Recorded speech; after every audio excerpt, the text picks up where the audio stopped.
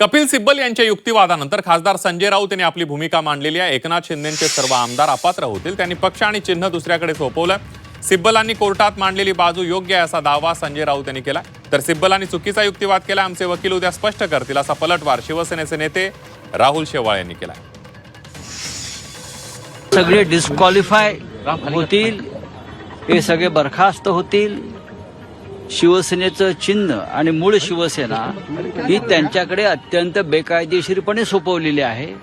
कोणताही नियम, कोणताही कायदा आणि कोणतंही संविधानातलं कोणत्याही सेक्शननुसार काम झालं नाही, हे आज कपिल सिब्बल यांनी मुख्य न्यायाधीशांच्या पीठापुढे मांडले।